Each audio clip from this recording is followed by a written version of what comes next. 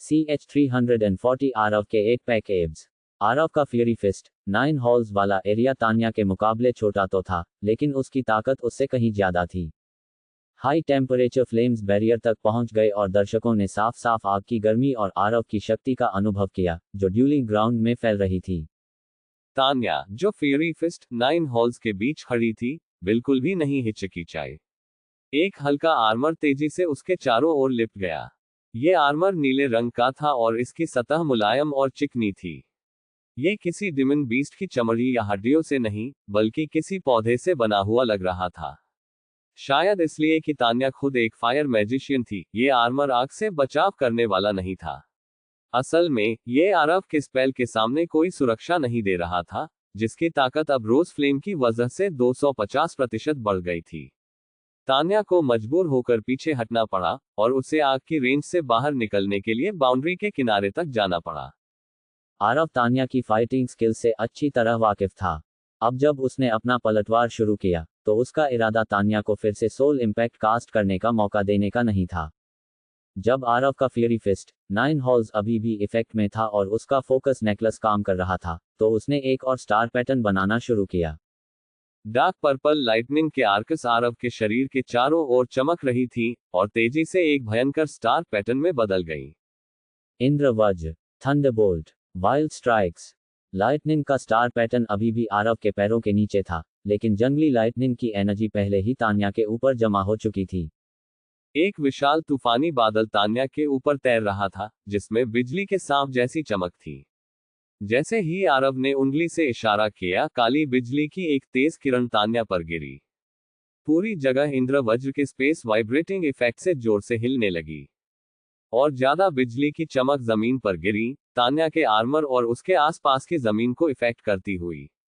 Duelling area का एक बड़ा हिस्सा टुकड़ों में बिखर गया, और हवा में उछलते हुए टुकड़े यहां वहां फैल गए। तान्या के पास कोई तेज मूवमेंट वाले स्पेल्स नहीं थे। वो सिर्फ अपने आर्मर और शील्ड का इस्तेमाल करके खुद को बचाने की कोशिश कर रही थी। लेकिन थर्ड लेवल का intermediate lightning spell fury fist 9 हॉल्स से ज्यादा ताकतवर था, खासकर तब जब तान्या अकेले ही डैमेज झेल रही थी। फायर एलिमेंट के मुकाबले जो ग्रुप टारगेट्स पर ज्यादा असरदार था, लाइटनिंग एलिमेंट सिंगल टारगेट पर फोकस करता था। बिजली की चोटों से उसका आर्मर लगभग टूट गया। बिजली की वाइल्ड स्ट्राइक्स ने तान्या के आसपास इलेक्ट्रिक फील्ड्स बना दी थीं। बचाव की कोशिश करते हुए तान्या का पूरा शरीर सुन्न हो गया। बिजली की चमकदार किरणें जोर जोर से गरज रही थी। स्टेज का पूरा कोना इतनी बुरी तरह तबाह हो चुका था कि उसे पहचानना मुश्किल हो गया था। तान्या, जो अभी भी अपने शील्ड और आर्मर के सहारे खुद को बचाने की कोशिश कर रही थी, बुरी तरह कांप रही थी। उसका आर्मर पहले ही आरव के 9 हॉल्स के खिलाफ बेअसर हो चुका था, तो लाइटनिंग की इस ताकतवर और जमीन चिरकर रख देने वाली शक्ति के सामने उसका टिक पाना नामुमकिन था। नीले आर्मर के टुकड़े धीरे धीरे उससे अलग हो रहे थे। तान्या एक मुरझाए हुए चेहरे के साथ खुद को संभालने की कोशिश कर रही थी। अब तुम खुद को और ज्यादा बचा नहीं सकती, आरव ने आगे बढ़ते हुए कहा। लाइटनिंग से बने सांप उसके चारों ओर मंडरा रहे थे, मानो वो तान्या पर हमला करने के लिए तैयार थे। आरव के इशारे पर लाइटनिंग के ये सांप तेजी से तान्या की तरफ लपके। उसका टूट चुका आर्मर लाइटनिंग के इन अटैकों का सामना करने के लिए कहीं से भी सक्षम नहीं था।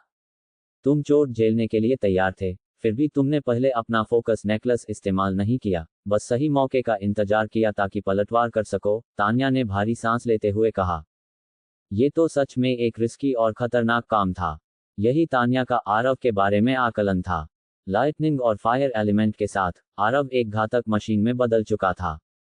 उसने डिस्ट्रक्टिव फ्यूरी फिस्ट 9 हॉल्स के बाद एक और भी ताकतवर लाइटनिंग अटैक, वाइल्ड स्ट्राइक्स, इस्तेमाल किया।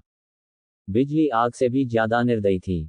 तान्या ने शायद ही कभी ऐसे ओपोनेंट का सामना किया था जिनकी स्पेल्स इतनी ज्यादा आक्रामक होती थी। उसका आर्मर हल्का और लचीला डिजाइन किया गया था, जिससे वो आसानी से चल सके, खासकर जब उसके पास कोई मूवमेंट स्पेल्स नहीं थे। आमतौर पर, उसका महंगा आर्मर दुश्मनों के फुल अटैक्स को रोकने में सक्षम होता था, लेकिन हल्का आर्मर इस तरह के शुद्ध ताकतवर जादूगर के खिलाफ टिक नहीं पाया। एक बार जब आरव ने अपने अटैक्स कर दिए, तो तान्या के पास पलटवार करने का कोई मौका नहीं बचा था। इंटरमीडिएट लेवल के दो सबसे डिस्ट्रक्टिव स्पेल्स। अगर तान्या के पास हैवी आर्मर होता, तो आरव ये ड्यूल हार जाता। अब इससे कोई फर्क नहीं पड़ता, आरव ये बैटल जीत चुका है। तुम सही कह रहे हो, लेकिन इस डिमन किंग ने पहले ही अपने दोनों एलिमेंट्स को थर्ड लेवल तक पहुंचा दिया है। यह सच में एक बड़ा सरप्राइज है। लड़ाई का परिणाम तय हो चुका था। आरव शुरुआत में काफी शांत और डिफेंसिव था।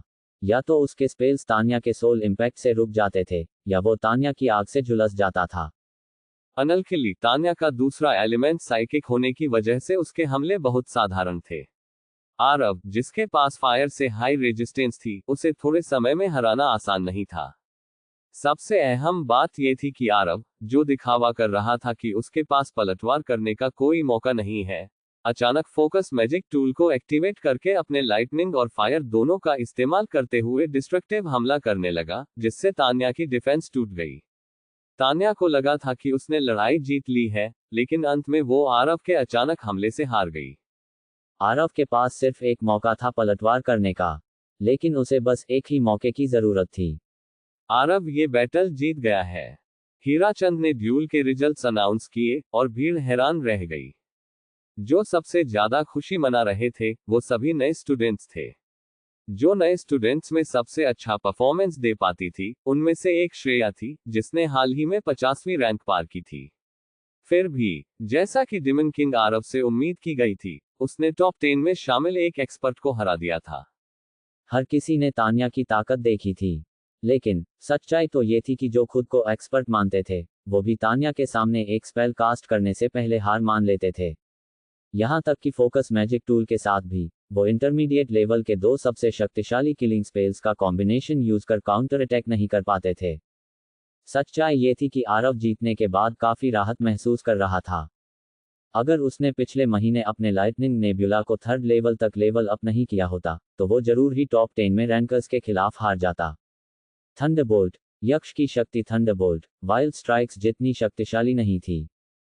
मेरे फायर के कुछ छिपे हुए साइड इफेक्ट्स हैं। इसका इस्तेमाल करो, ये उन इफेक्ट्स से होने भी खतरों को खत्म कर देगा। तान्या ने थोड़ी देर आराम किया और फिर एक हल्के भूरे रंग का सीरम आरव की ओर फेंक दिया। इसका रंग उसकी फ्लेम्स की तरह था। आरव घावों से भरा हुआ था। दूसरी ओर, तान्या ज्यादा घायल नहीं दिख रही थी, सिवाय उसके थके हुए चेहरे के। थैंक्स। आरव ने सीरम लिया और उसे तुरंत पी लिया। तान्या ने उसे बिना किसी एक्सप्रेशन के देखा। आरव को लगा कि वो उसके 8 पैक्स से अट्रैक्ट हो गई है, और उसने इस बात पर ध्यान नहीं दिया कि उसका ऊपरी हिस्सा अब पूरी तरह दिखाई दे रहा था। उसकी शर्ट पूरी तरह जल चुकी थी और उसके 8 पैक्स एब्स दिखाई दे रहे थे। उसने तुरंत एक अट्रैक्टिव स्माइल दी, जिसे वो मानता था कि ये स्माइल हजारों लड़कियों को मोहित कर सकती है। तान्या थोड़ी चौंक गई, लेकिन फिर उसने एक और सीरम निकाला और शांत आवाज में कहा, ये चीज बाहरी इस्तेमाल के लिए है। आरव की मुस्कान अचानक से सख्त हो गई। CH-341 provisional candidate. ओच, इससे तो दर्द होता है। आराम से, आराम से। आरव की दर्द भरी चीखें हॉस्पिटल के हॉल में गूंज रही थीं, जैसे वो बंद से जूझ रहा हो। टीचर भूपेंद्र ने बड़ी सावधानी से उसके घावों की फिर से जांच की, ये सुनिश्चित करते हुए कि कुछ भी अनदेखा न रहे। उसके बाद उन्होंने आरव को अपने कपड़े पहनने को कहा। तान्या का दिया हुआ सीरम काफी इफेक्टिव था। इसने तुम्हारे शरीर में छिपे हुए साइड इफेक्ट्स को पूरी तरह से खत्म कर दिया। लेकिन तुम्हारे बंज अभी भी ठीक नहीं हुए हैं। तुम्हारा शरीर तो काफी मजबूत लगता है। कोई और मैजिशियन इतने दर्द में बेहोश हो जाता, भूपेंद्र ने गंभीरता से कहा। शायद मेरा शरीर पहले की कई बार जलने की वजह से रेजिस्टेंट हो गया है, आरव ने मजाकिया अंदाज में कहा। शायद, भूपेंद्र ने एक हल्की मुस्कान के साथ जवाब दिया। टीचर भूपेंद्र, क्या आप प्लीज मेरे यूजलेस समनेट बीस्ट का भी इलाज कर सकते हैं? वो भी घायल हो गया है, आरव ने धीरे से कहा, अपने स्विफ्ट स्टार वुल्फ की ओर इशारा करते हुए। भूपेंद्र ने अपना चेहरा कठोर करते हुए कहा, मैं कोई वेटरनरी डॉक्टर नहीं हूं। योजक चिन्ह। आरव को ऐसा लगने लगा था जैसे वो यूनिवर्सिटी के टॉप विनर्स में से एक बन गया हो, जब उसने 10th रैंक पर अपनी जगह सुरक्षित कर ली। चाहे नए स्टूडेंट्स हो या पुराने, हर कोई उसे पहचानने लगा। कुछ उससे दूर रहते थे, जबकि कुछ लोग जानबूझकर उसके करीब आने की कोशिश में उसकी तारीफ करने लगे। पुराने स्टूडेंट्स के बीच, आरव को अक्सर घमंडी के रूप में देखा जाता था। लेकिन नए स्टूडेंट्स बीच उसकी बहुत रिस्पेक्ट की जाती था और वो लगभग उनके लीडर जैसा माना जाता था। आखिरकार आरव वो था जिसने उनके बैच का प्रतिनिधित्व करते हुए टॉप 10 में अपनी जगह बनाई थी। आमतौर पर नए स्टूडेंट्स को पुराने स्टूडेंट्स द्वारा तंग किया जाता था क्योंकि वो नियमों से अनजान होते थे या उनके पास ड्यूल्स से निपटने का उतना एक्सपीरियंस नहीं होता था। उनके रिसोर्सेज भी छीन लिए जाते थे। लेकिन आरव के कारनामों ने नए स्टूडेंट्स को पूरी तरह प्रेरित कर दिया था। यूनिवर्सिटी में स्टूडेंट्स के बीच कई ग्रुप और गुट थे, लेकिन आरव ने किसी भी ग्रुप में शामिल होने का इरादा नहीं दिखाया। इसके चलते कई फैक्शंस ने आरव के सामने दोस्ती का हाथ बढ़ाया और अपने लोगों को भेजा ये कोशिश करने के लिए कि आरव उनकी टीम ज्वाइन कर ले। हालांकि ज्यादातर फेमस फैक्शंस को पता था कि आरव का किसी भी ग्रुप में शामिल होने का कोई इरादा नहीं था। एवरेज ग्रुप सिर्फ उसे नोटिस करते थे, जबकि बड़े गुटों को मालूम था कि आरव श्रेया के साथ एक ही अपार्टमेंट में रह रहा था, इसलिए उन्होंने अपना समय बर्बाद करने की कोशिश नहीं की। आरव के सुकून भरे पल ज्यादा दिन तक नहीं चल सके। कुछ पावरफुल फैक्शंस ने धीरे धीरे आरव की तरफ अपने हाथ बढ़ाने शुरू कर दिए।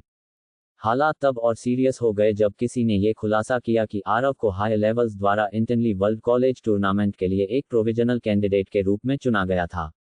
ये खुलासा तुरंत उसे एक बार फिर सुर्खियों में ले आया। फायर कैंपस के top 10 students basically arcane university के पूरे टॉप 100 में रैंक थे। आर्केन यूनिवर्सिटी के कई एक्सपर्ट्स का मानना था कि आरव के पास टैलेंट तो था, लेकिन वो अभी भी टॉप टियर स्टूडेंट्स के बराबर नहीं था। वर्ल्ड कॉलेज टूर्नामेंट के महत्व को समझने वाले लोग जानते थे कि जो कैंडिडेट्स देश का प्रतिनिधित्व करेंगे, उनमें न केवल स्ट्रॉन्ग लीडरशिप होनी चाहिए, बल्कि उनकी स्ट्रेंथ भी बेहतरीन होनी चाहिए। यहाँ तक कि हर एलिमेंट के टॉप 3 स्टूडेंट्स भी हमेशा सिलेक्ट नहीं होते थे, तो फिर एक न्यू स्टूडेंट को कैसे चुना लिया गया था? लोगों का तर्क था कि आरव ने सिर्फ अपने फायर कैंपस के टॉप 10 में जगह बनाई थी। यह भी पक्का नहीं था कि वो पूरे यूनिवर्सिटी के टॉप 100 में रैंक कर पाएगा या नहीं। फिर भी कुछ टॉप रैंकिंग स्टूडेंट्स, जिनके नाम अक्सर प्रोविजनल कैंडिडेट्स की लिस्ट में होते थे, उन्हें सिलेक्ट नहीं किया गया। तो आखिर आरव को किस अधिकार से चुना गया था? क्या ये मुमकिन था कि वो मैजिक एजुकेशन डिपार्टमेंट के डायरेक्टर का असली बेटा हो? योजक चिन्ह। क्या तुमने सुना? डिमन किंग आरव एक प्रोविजनल कैंडिडेट है। उसे वर्ल्ड कॉलेज टूर्नामेंट में पार्टिसिपेट करने का स्पॉट दिया गया है। बकवास। जो कैंडिडेट्स हमारे देश का प्रतिनिधित्व करते हैं, वो सभी सबसे फेमस यूनिवर्सिटीज के स्ट्रॉन्गेस्ट लोग होते हैं। वो हमारे देश का प्रतिनिधित्व करते हैं और दूसरे देशों के खिलाफ मुकाबला करने के लिए चुने जाते हैं। आरव ने भले ही टॉप 10 में जगह बना ली हो, लेकिन अगर वो पूरी यूनिवर्सिटी में टॉप 10 में भी होता, तो भी दूसरे यूनिवर्सिटीज के टॉप रैंकर्स उस स्पॉट के लिए उससे ज्यादा योग्य होते। वो लिस्ट में जगह बनाने से काफी दूर है। मैं भी ऐसा ही मानता हूं, लेकिन कहा गया है कि ये सोर्स काफी भरोसेमंद है। रिलायबल सोर्सेस और एक्सपर्ट्स, ये वो लोग हैं जिन पर बिल्कुल भी भरोसा नहीं करना चाहिए। यूनिवर्सिटी में आरव के प्रोविजनल कैंडिडेट होने की खबर आग की तरह फैल गई थी। हर कोई उसकी टॉप 10 में जगह बनाने की उपलब्धि के बारे में चर्चा कर रहा था, लेकिन जब ये खबर सामने आई कि वो वर्ल्ड कॉलेज टूर्नामेंट के लिए चुना गया है, तो ये चर्चा हर ओर छा गई।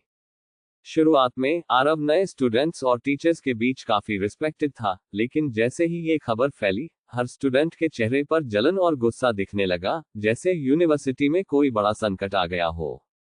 इतने ऊंचे सपनों के बाद गिरने में अब सिर्फ वक्त की बात है। क्या ये लड़का प्रोविजनल कैंडिडेट है? हमारे ही यूनिवर्सिटी के लोग उसे हरा सकते हैं, दूसरे यूनिवर्सिटीज के एक्सपर्ट्स का तो जिक्र ही छोड़ दो। तो यही है प्रोविजनल कैंडिडेट? मुझे तो ये नॉर्मल लगता है। आरव इन बातों से पूरी तरह चिढ़ा हुआ था। आरव का बहुत मन कर रहा था कि वो उस शख्स को ढूंढ निकाले जिसने ये खबर लीक की थी और उसकी बुरी तरह से धुलाई करे। हालांकि इससे ये भी साफ हो गया कि वर्ल्ड कॉलेज टूर्नामेंट का स्पॉट सबके लिए कितना इंपॉर्टेंट था। जो एक्सपर्ट्स इस स्पॉट के लिए मुकाबला कर रहे थे और जो लोग उसे लेकर जलन महसूस कर रहे थे, वो सभी इस इवेंट की गहराई को बखूबी समझते थे। दूसरी ओर से सोचें तो ये पूरी तरह से समझ में आता है। वर्ल्ड कॉलेज टूर्नामेंट को 5 महाद्वीपों के मैजिक एसोसिएशंस और दुनिया के सबसे फेमस मैजिक यूनिवर्सिटीज ने संयुक्त रूप से आयोजित किया था। भले ही टीचर्स टूर्नामेंट के परिणामों पर पूरी तरह निर्भर नहीं होना चाहते थे, लेकिन युवा मैजिशियंस के लिए ये एक पैशन और कंपटीशन का प्रतीक था। हर साल का world college tournament super exciting होता था, जो पूरी दुनिया का ध्यान अट्रैक्ट करता था। बड़े परिवारों के शिष्य अपनी प्रतिष्ठा दिखाने के लिए स्ट्रगल करते थे, लेकिन कुछ भी इतना जरूरी नहीं था जितना वर्ल्ड कॉलेज टूर्नामेंट में भाग लेना। भले ही कोई सिर्फ रिजर्व पार्टिसिपेंट के रूप में चुना गया हो, फिर भी उसका और उसके परिवार का नाम ऊंचाइयों तक पहुंच जाता था। आमतौर पर फैक्शंस सिर्फ आरव पर ध्यान इसलिए दे रहे थे क्योंकि उसने यूनिवर्सिटी में अपनी आउटस्टैंडिंग परफॉर्मेंस से सभी को इम्प्रेस किया था। लेकिन जब ये न्यूज़ पब्लिक हो गई कि उसे वर्ल्ड कॉलेज टूर्नामेंट के लिए एक प्रोविजनल कैंडिडेट चुना गया है, तो वो अचानक से एक हॉट प्रोडक्ट बन गया। हर फैक्शन उसे अपनी तरफ खींचने की कोशिश करने लगा, भले ही उन्होंने इस खबर की वैलिडिटी की पुष्टि नहीं की थी।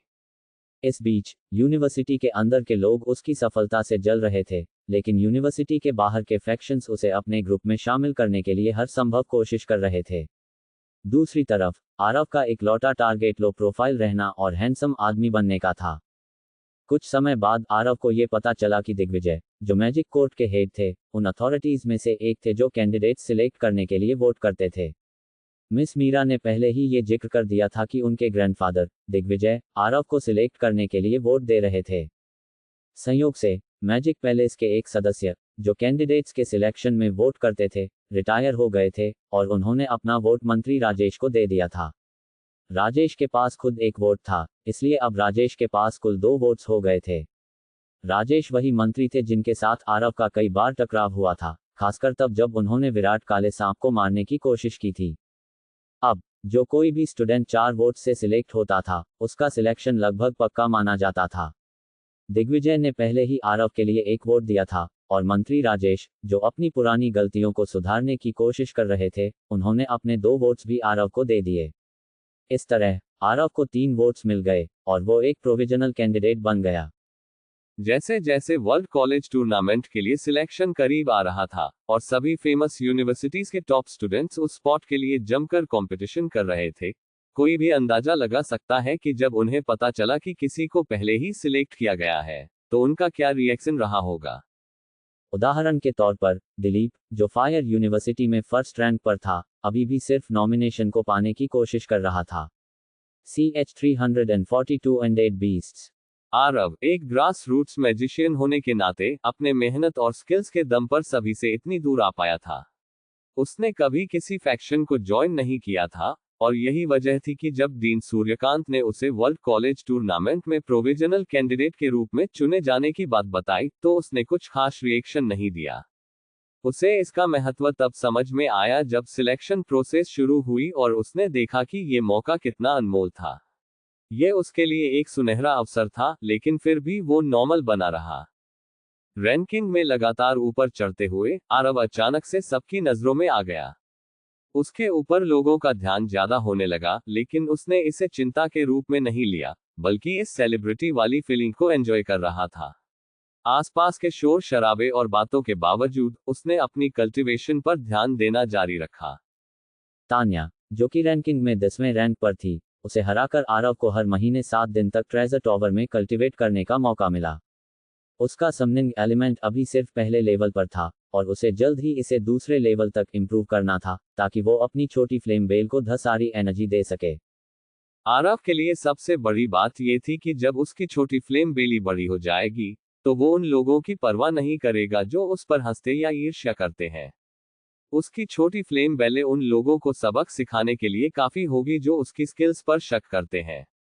वो लोग जो खुद की कल्टीवेशन में फोकस करने की बजाय उससे भला बुरा कह रहे थे, बस इसलिए जल रहे थे क्योंकि वो सफलता के साथ आगे बढ़ रहा था। आरव को इन सब बातों से कोई फर्क नहीं पड़ता था। उसने कैंपस में एक अच्छे बच्चे की तरह रहना और अपनी कल्टीवेशन में सुधार पर ध्यान देना जारी रखा। कैंपस में बहुत से स्टूडेंट्स थे जो एडवांस्ड रैंक के करीब पहुंच चुके थे, और आरव जानता था कि एडवांस्ड मैजिशियन बनने के लिए उसे अभी लंबा रास्ता तय करना था। आखिरकार एक बार एडवांस्ड स्पेल्स तक पहुंचने के बाद वो खुद को और भी ज्यादा स्ट्रॉन्ग बना सकता था। जैसे ही पतझड़ आया, गांधार के नॉर्थ रीजन में हवा तेजी से ठंडी हो गई, जिससे माहौल में एक ठहराव सा महसूस होने लगा। एंशिएंट कैपिटल से 100 किलोमीटर के अंदर का एरिया अब सूखी घास से ढका था, और जहां तक नजर जाती, हर चीज रंगहीन दिखाई दे रही थी, जैसे जीवन की चमक उससे दूर हो गई हो। एंशिएंट कैपिटल अपने ग्रे, ब्राउन और कॉपर रंगों के मिक्सचर के साथ एक उदास माहौल में खोया हुआ था। कुछ ब्राइटर स्ट्रक्चर्स जो ग्लो कर रहे थे, इन रंगों के बीच थोड़ी हल्की चमक बिखेर रहे थे, लेकिन वो भी इस उदासीन माहौल को ज्यादा कम नहीं कर पा रहे थे। शहर के अंदर जाने वाले रास्ते सीधे थे और हर एक रास्ता शहर के सेंटर में पहुंचते ही चौड़ा हो जाता था, जहां क्लॉक टॉवर था। ये रास्ते सिमेट्रिक तरीके से चारों दिशाओं में फैलते थे, जैसे क्लॉक टॉवर से निकलने वाली किरणें। एंशिएंट कैपिटल में मैजिक एसोसिएशन की लोकेशन क्लॉक टॉवर में थी, जो इसे शहर का मुख्य आकर्षण बनाता था। हर शहर में मैजिक एसोसिएशन की लोकेशन एक लैंडमार्क के रूप में होती थी, या यूं कहें कि लैंडमार्क्स हमेशा मैजिक एसोसिएशन के कब्जे में होते थे। इस कारण एंशिएंट कैपिटल की सड़कें हमेशा लोगों से भरी रहती थीं, जो इस जगह की ओर खींचे चले आते थे। हंटर यूनियन का हेडक्वार्टर ड्रम टॉवर में मौजूद था, जो मैजिक एसोसिएशन से बस 1000 मीटर की दूरी पर था। ये दोनों टॉवर ऐसे लगते थे जैसे शहर की रक्षा के लिए खड़ी हुई दो विशाल मूर्तियां हों।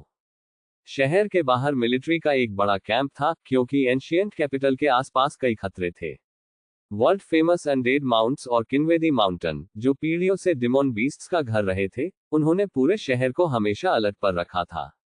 शहर के बारे में ये कहा जाता था कि अगर आप शहर के अंदर या बाहर कहीं भी जमीन को 100 मीटर गहरा खोदेंगे, तो आपको एक लाश जरूर मिलेगी।